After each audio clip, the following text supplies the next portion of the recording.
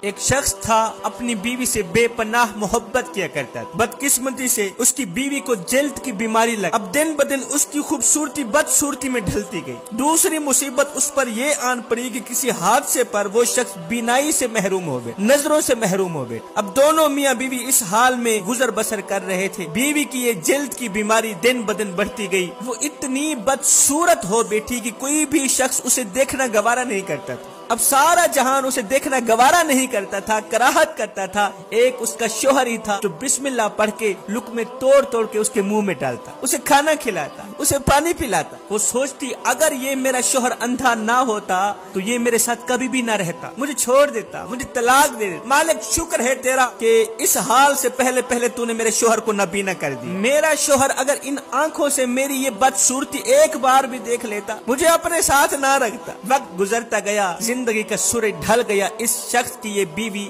فوت ہو گئی، اس کا انتقال ہو گیا۔ اس کی جدائی میں، اس کے صدمے میں شوہر نے اپنا سب کچھ فروخت کر دیا، یہ شہر چھوڑ کر دوسرے شہر جانے کا فیصلہ کیا۔ جب دوسرے شہر جانے لگا تو کسی نے راستے میں آواز لگائی، او اندھے، او نابینے، اب تک تو تمہاری بیوی تمہاری آنکھیں بنی ہوئی تھی، وہی تمہیں پکڑ پکڑ کر چلاتی تھی، کھلاتی تھی، پلاتی تھی، اب کون تیری فکر کرے گا؟ اب اکیلے کیسے رہو گے او اندھے؟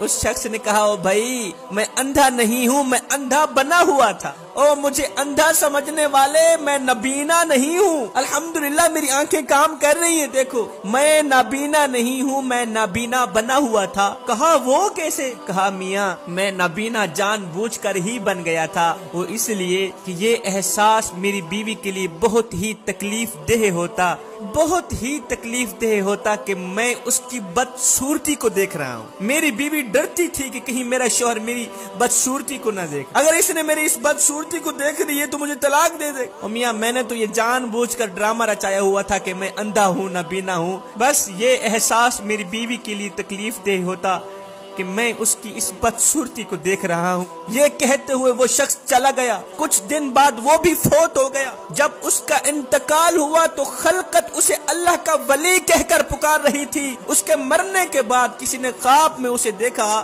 کہ وہ شخص جنت کی وادیوں میں گھوم پھر رہا ہے، جنت میں ٹہل رہا ہے۔ کسی نے پوچھا، او میاں تو جنت میں کیسے چلا گیا؟ کہا ایک عمل کی بدولت اللہ نے مجھے بخش دیا، میرے تمام گناہوں کو بخش دیا۔ کون سا عمل تھا؟ یہ وہ والا عمل تھا جو میں نے بیوی کا دل نہیں توڑا تھا، بیوی کو وہ تکلیف نہیں دی تھی کہ میں اس کی بدصورتی کو دیکھ رہا ہوں۔ بس یہی عمل میرے اللہ کو اتنا پسند آیا کہ اللہ تعالیٰ نے میرے صغیرہ کبیرہ تمام گناہوں کو بخش